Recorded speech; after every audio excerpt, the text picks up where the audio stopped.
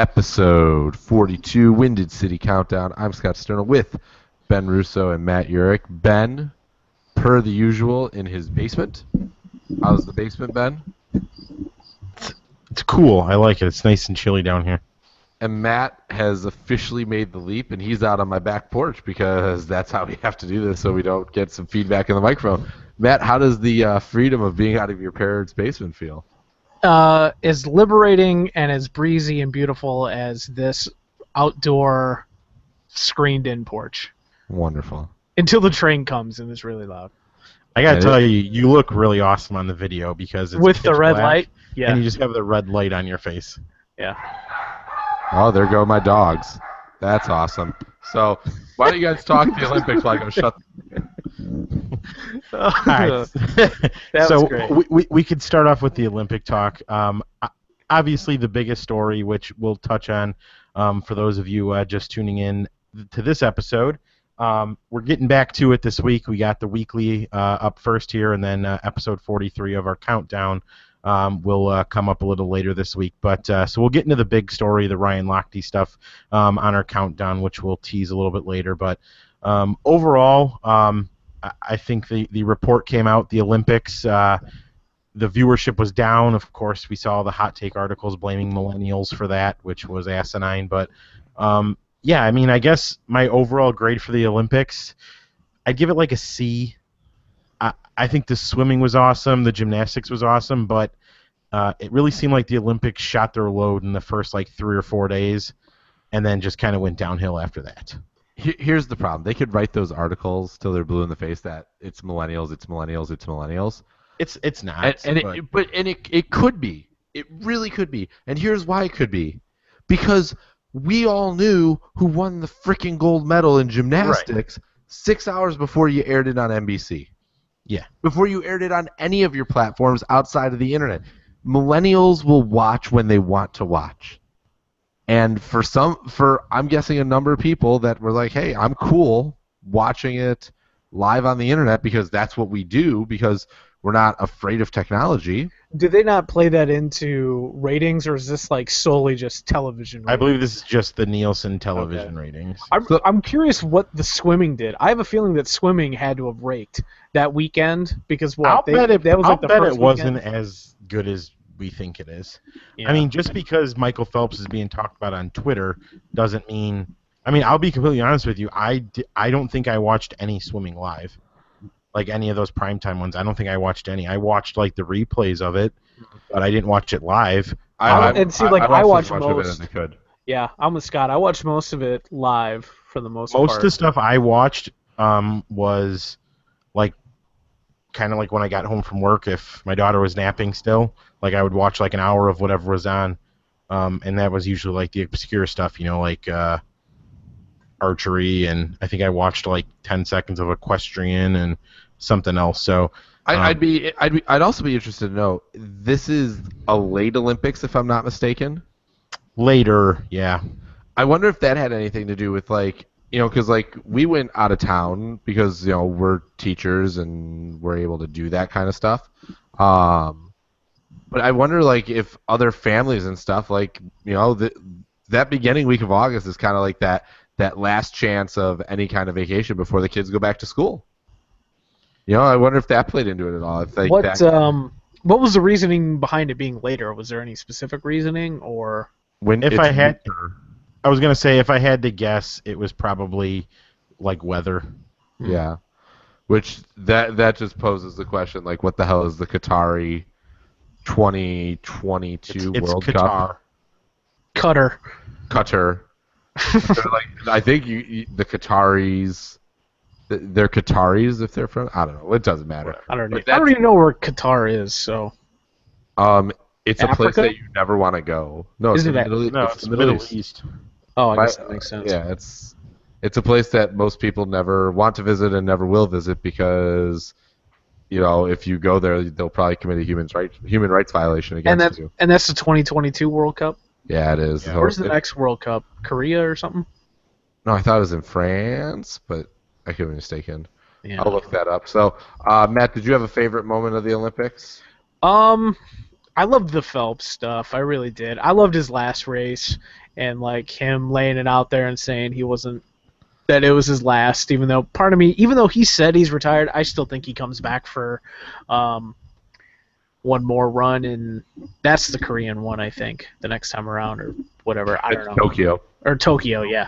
So it wouldn't surprise me. That was probably one of my favorite moments. Man, the girls, the gymnasts, they were fantastic. Simone Biles, man, she was so fun to watch. So I think I watched more Olympics this year than I probably ever have before. I was even watching like random basketball games. Like one day I watched Serbia versus. Those are bad. I don't even know. Olympic basketball is bad. Yeah, I mean the U.S. just almost like I caught maybe 3 or 4 U.S. games, and each game they kept the other team in it for like half of the first quarter, and then they just turn it on because they don't let you like run and gun there. Like the style of play in the Olympics, like you saw like every fast break was a foul. Like they refuse to give you like they want you to have a set up offense. Like that's the style of play they want. Yeah, they don't let you push the ball, which kind of sucks. And that's all what these NBA players do. But whatever. Carmelo Anthony, you know, Melo has his 3rd gold medal, so he's content with life now. So real quick on the World Cup, 2022 is Russia. Oh yeah, Russia. Or 2018 is Russia. 2022 is Qatar. And then 2026, your bidding countries or your confirmed interest countries, all 3 North American countries, with the U.S. looking to maybe do a joint bid with Mexico. In South America, Colombia and Peru are interested. So those are your confirmed, in addition to Kazakhstan, which God help me if Kazakhstan gets it. Not even because of like any. Don't they get an automatic bid? Yes, the host country gets the automatic bid, but like, I just can't do like a month of Borat impressions from everybody at ESPN. Like, I just can't do it. And then potential bids: Africa, Morocco is looking at a bid, Europe, Azerbaijan, and Turkey as a joint bid, and then New Zealand. So that's who's kind of floated out there that they might be interested. So that'll be fun. So I don't know. Olympics are cool, and now they're over, and now we wait 4 years again for. Well, 2 years, and you got Winter Olympics. Yeah, the Winter Olympics is cool. It's a little different, which is nice, and there's some cool events there. You know what I was really disappointed, because I always like watch it. There wasn't enough live action in the velodrome for the indoor bicycling. That's always fun to watch.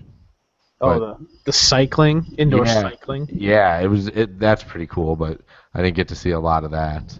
So, but hey, what are you gonna do, right? All right, let's move on here because we're gonna move on. The Bears. That just add them to the list of dumpster fire in this town, right? I mean, like, it's like John Oliver was saying about the Trump campaign being a dumpster fire. He's a pile of gas-filled cloths, and you're a match. Let's see what happens here, you know.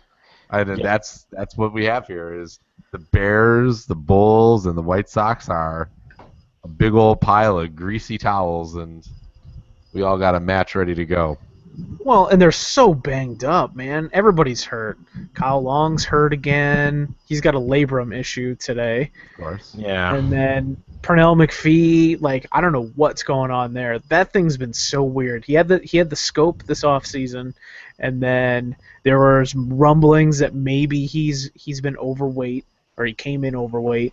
And then I know at training camp, it wasn't until like a week and a half in that he actually stepped foot on the practice field just to watch, which I thought was really odd. He was at camp when it opened. He reported when it was open, went to meetings and everything, but he never went and watched practice till about a week and a half in, which I just thought was really odd. They said he is on his way, quote unquote. So I don't know what that means. So they're tore up. The other day they had like 19 people on their injury report, which is not much of a report now, but in training or preseason. But they had 19 guys banged up the other day that missed practice.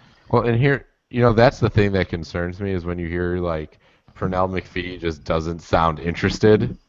It makes me go, man, does he just know, like, that this year is garbage? Well, the thing is, I don't think it's him. I really don't, because McPhee to me seems like the dude that, I mean, he's a captain. He was a captain last year. people say he was one of the glues in the locker room sort of guy, whatever that means. I think it was them not wanting him out. I don't know. I don't see what's so wrong with him watching practice. Well, they screwed that whole situation up so bad with him. Like, having him continue to play at the end of last year, like, he should have had the scope then. They could have shut him down, scoped his knee in November, and now we're not worrying about him, being ready for week 1. It doesn't make any sense to me. Like, that season was a lost season. You weren't in competition for anything. And now, again, I think we're all in agreement this isn't a playoff team, but, this was a year. It's starting fresh. You never know with the NFL. And now, arguably, your best defensive player is possibly going to be MIA for the first couple of weeks at least. And we don't even know, what to believe from this front office or this coaching staff, because we were told Kevin White was going to be ready and it's only going to be temporary, and then all of a sudden he's out for the year. So, I don't know what to believe, but if he misses any time because of the scope that they delayed, I mean, that looks bad for this front office and this coaching staff. Mm-hmm. Yeah, there's too many people trying to be the Bill Belichick type of regime, and they're not. And I feel like, that's a little bit of what you have trying to happen here. And it's like, you can do that kind of stuff that Bill Belichick does when you have a handful of Super Bowl championships. And arguably the greatest quarterback of all time. For sure. I mean, don't get me wrong. I mean, Belichick is, part of what makes him great is, drafting Brady and having Brady there for all of it. But it still is a concern that, our front office thinks like, no, you don't need to talk to the media and we're going to control everything. It's like, dude, like, your team's bad. Like, and it just looks like you are incompetent, you're... I don't have any problem with this, like, oh, they don't talk to media, they're not going to give hints. Like, John Fox said it best. I don't know if it was this offseason last year or whenever it was, but he said, what benefit does it, how do they benefit from telling you everything that's wrong with a player? No, I get that. I just I'm just saying that my perception is the way they act looks more incompetent than it looks like gamesmanship and trying to. I just think all the promise that they showed that first year, now we have the Matt Slauson situation, and now you lost Hronis Grasu. I don't know how severe this Kyle Long one is, but anytime you're talking labrum, if it's a torn labrum or partially torn labrum or whatever, I mean, that's missing time. I mean, now your depth was already a question mark before the Hronis Grasu injury. Now it's an even bigger question mark, and if Long's out, I mean, God, what do you have nothing. You have nothing there. Well, and we watched what was there in that first preseason game. I mean, well, I didn't watch. I'll be honest. Yeah, one of us watched. Yeah, I refuse to watch the preseason. That does nothing for me. It's the preseason's a hard pass for me. Ben, what about, like, Matt? I know you watch because I mean you do writing about it, and it really gives you some insight. I am clearly the opposite end where I'm just like, no, I'm good. No thanks on that. Ben, where do you fall with the preseason? I mean, I'll watch. I won't. I enjoy watching. I actually enjoy watching the non-starters play more than anything. Yeah, I'm with you on that. Like, I don't care about seeing Jay Cutler out there for a quarter or two or whatever, 3, whatever he's going to play this week. I don't care about that. Like, I want to see Leonard Floyd out there, getting as many snaps as he can. I want to see, just these guys who, we say are bottom end of the roster guys, but in the modern day NFL, that really doesn't exist anymore. I mean, that 4th or 5th cornerback is going to be seeing time on the field, whether it's injury or just the way the sets are nowadays. I do enjoy watching, the backups come in and, do their work. I don't like watching Brian Hoyer or anything like that, but that is what it is. But yeah, I can get down with some preseason football, but not for the reasons like the people who, like, okay, you guys know I have season tickets. Like, going to preseason games is one of the most frustrating experiences ever, because it's just like you have the same morons who do the full body dress up, who I don't like them during the regular season, but the fact that you still do that for the preseason is beyond me. I don't understand. I agree. I just, man, I don't know. And to touch on something real quick that we've sort of glossed over, how bad, and Ben, you probably know more because you've watched a little more, but how bad is that secondary right now? And the fact that Kyle Fuller's hurt, Jacoby Glenn, an undrafted free agent last year, is the presumed starter if Fuller can't go. They brought in Antonio Cromartie for a workout. They didn't sign him. I thought I read somewhere that maybe they have interest in Keenan Lewis or they've maybe met with him. I'm not sure. He played down in New Orleans when Ryan Pace was there. So they need veteran help at corner so badly because the other guy too that they had listed, I know that the number 2 behind Fuller on the depth chart right now, or listed on their unofficial depth chart, is Devontae Bosby, who was an undrafted free agent. What's a Devontae Bosby? Yeah, he was an undrafted free agent in 2015, and apparently he had a really strong camp. But so many guys have really strong camps. I know they like that. I think I'm having a really strong camp. DeAndre Hall, the kid from Northern Iowa. Yeah, they love him. I for as much as I've seen him play, he looks like he could develop into something. I don't want to sit here and start doing the whole it's Peanut Tillman, small school, but I mean he's got that body style, he's got the size. I thought he looked real good in the first game. Second game, I sort of skimmed over it. I didn't watch all of it, but the little bit I saw of him, he looked a little less impressive. To me, he doesn't have the speed, which is fine because he has the length, and that makes up for it. Like he's not slow by any means. I mean, it's all the same stuff they said about Tillman. Yeah, but that's high praise for a kid who's never played a regular season snap. So not to overreact by any stretch of the imagination, Ben, how many wins is this Bears team going to have?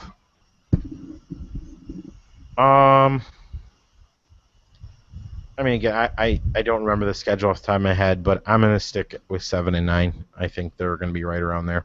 Matt?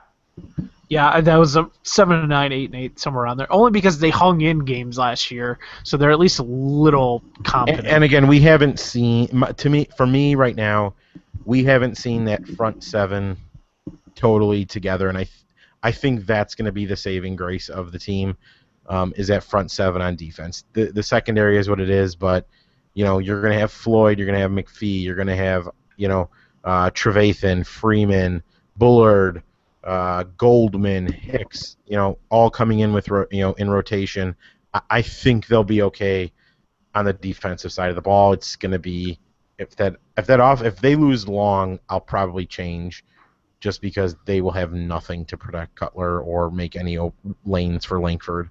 So I'm so torn because I really dig what you're saying, Matt. Like they hung into games last year, and I feel like if they can turn a couple of those around. I mean, what'd they go last year? 6-10 or 7-9?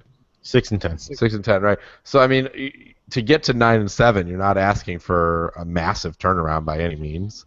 The Lions should be worse. I think at best they'll go 2-4 in the division, and I think that's best case scenario. So I don't know. I'm at this point right now with this team though. I don't think they're good, but that front 7 isn't exactly. I mean that's giving me some faith that you can cover up a lot of holes in the secondary. And then the other thing that I'm looking at is, okay, they were really bad in one possession games last year. So could they conceivably win 9 or 10 games? I feel like this is either a 9-win team or a 4-win team and no in between. See, I see what you're saying, but it wouldn't surprise me if this team won anywhere from 4 to 10 games. If anywhere in there, absolutely. Part of it too is the NFL is so weird. Exactly. With that stuff, we just don't know. I know, what if Aaron Rodgers goes down week 1? Yeah.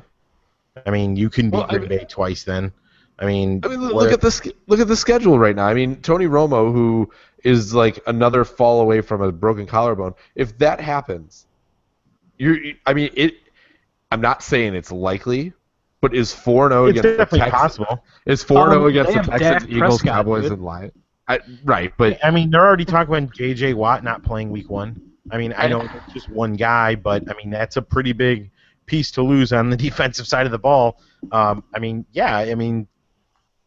Again, that's why I say I'm at 7 wins, but I could see anywhere from 4 to 10 wins.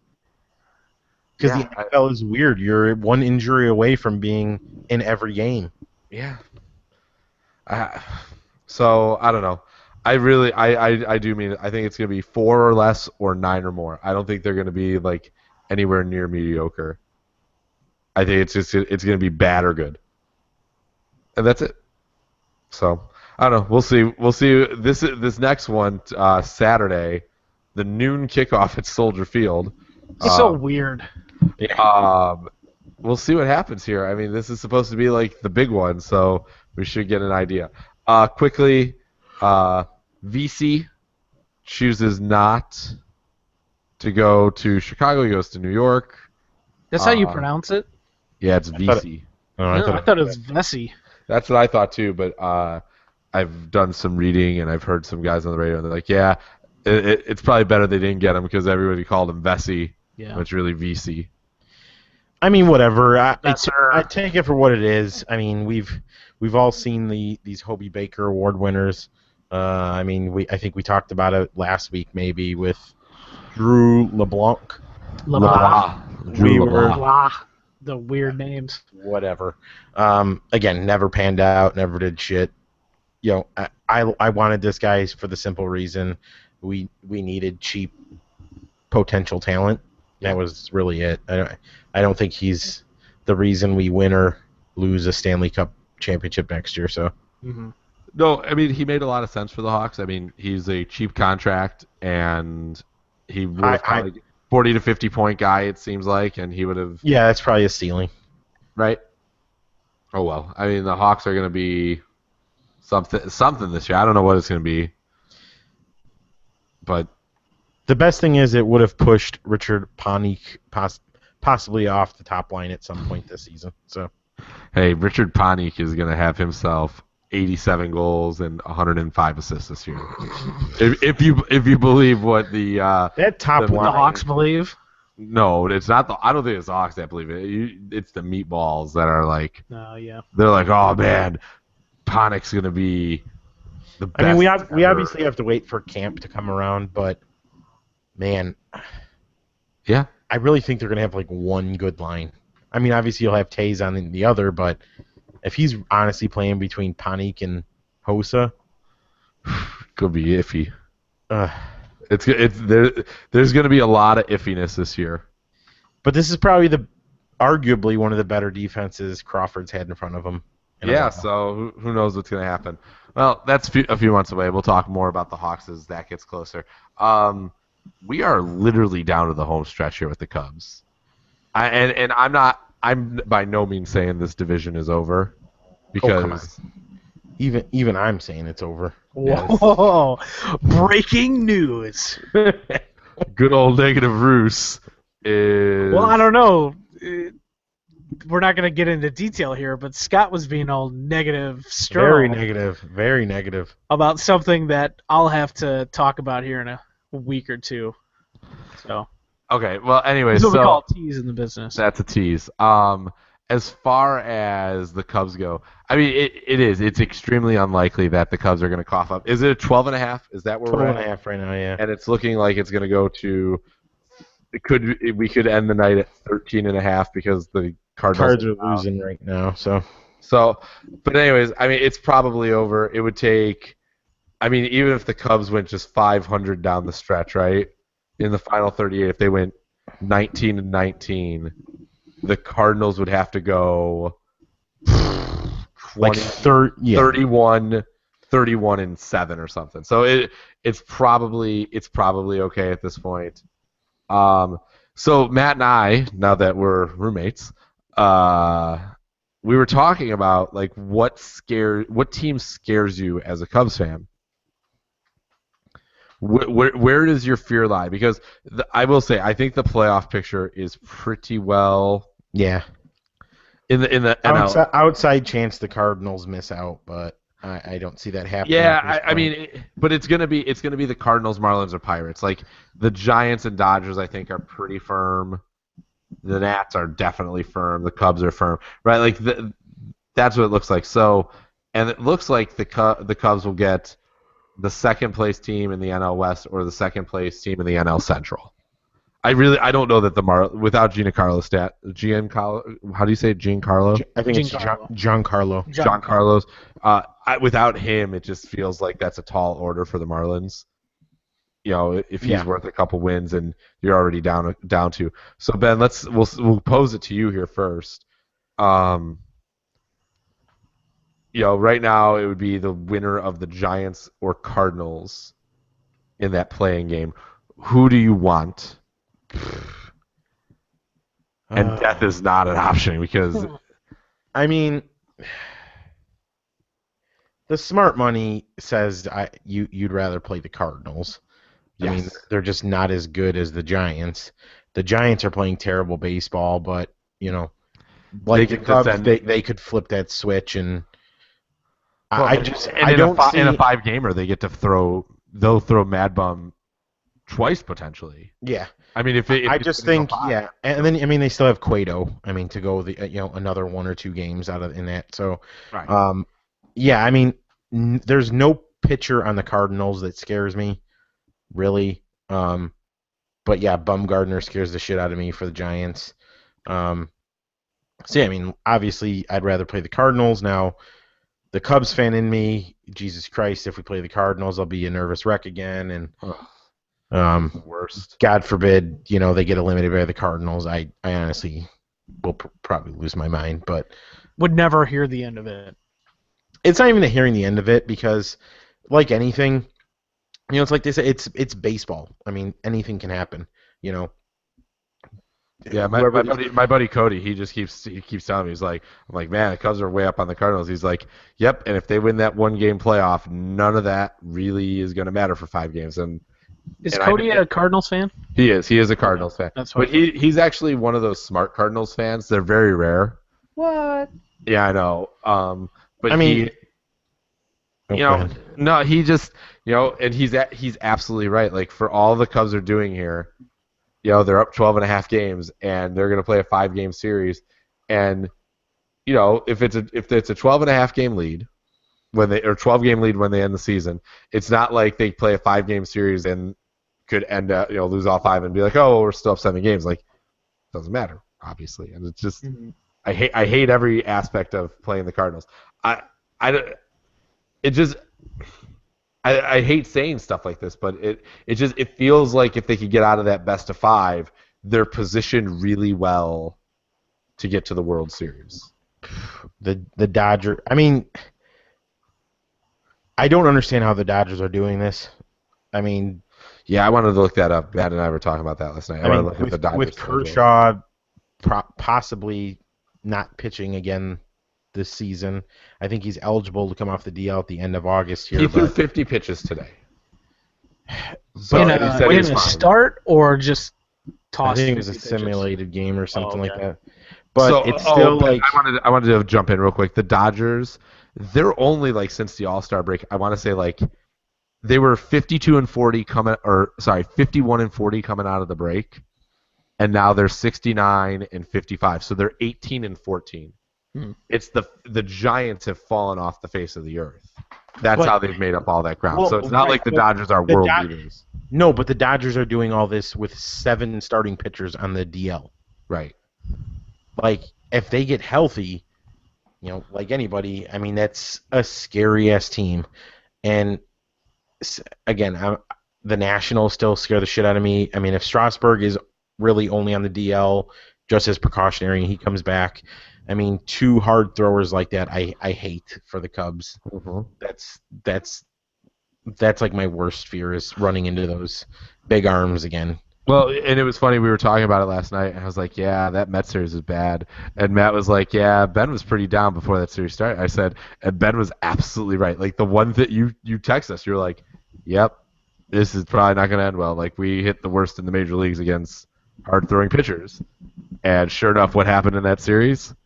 We hit the worst against hard throwing pitchers. And the problem is the two guys that you brought in to really counter what the Cubs did last year are Jason Hayward, who's having just an abysmal year offensively, and Zobrist, who, yeah, he was on fire there in what was it, May or whatever it was, April and May. I mean, he's really, I think I read he's hitting like 220 since the All-Star break, something like that.